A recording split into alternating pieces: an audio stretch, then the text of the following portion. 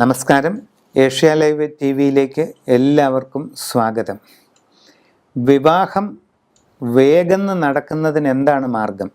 വിവാഹ ആലോചനകൾ നീണ്ടു പോകുന്നവരും തടസ്സങ്ങൾ അനുഭവപ്പെടുന്നവരും ആലോചനകൾ വരാൻ തന്നെ ബുദ്ധിമുട്ട് അനുഭവപ്പെട്ടുകൊണ്ടിരിക്കുന്നവരും ഒക്കെയായി ഒട്ടേറെ കുടുംബങ്ങൾ നമുക്ക് ഉണ്ട്.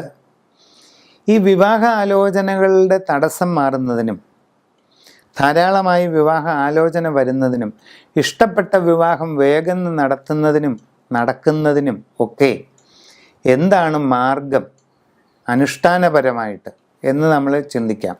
ദേവീക്ഷേത്രത്തിൽ സ്വയംവര പുഷ്പാഞ്ജലി നടത്തുന്നവരുണ്ട്. തിങ്കളാഴ്ച തോറും ദേവിക്ക് അഷ്ടോത്തരശത പുഷ്പാഞ്ജലി നടത്തുന്നവരുണ്ട്. ഇങ്ങനെ പല മാർഗങ്ങൾ ചെയ്യുന്നവരുണ്ട്. അശ്വാരൂഢ പുഷ്പാഞ്ജലി ചെയ്യുന്നവരുണ്ട്.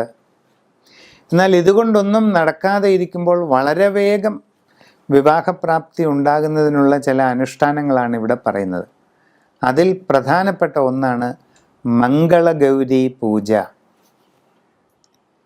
പണ്ട് പാർവതി പരമശിവനെ തൻ്റെ പതിയായി ലഭിക്കുന്നതിന് വേണ്ടി മംഗളഗൗരി മന്ത്രം ജപിച്ച് തപസ് ചെയ്യുന്നതായിട്ട് ശിവമഹാപുരാണത്തിൽ പറയുന്നു. പരമേശ്വരനെ തൻ്റെ പതിയായി ലഭിക്കുന്നതിന് പാർവതി ആരാധിച്ച മന്ത്രമാണ് മംഗളഗൗരി മന്ത്രം.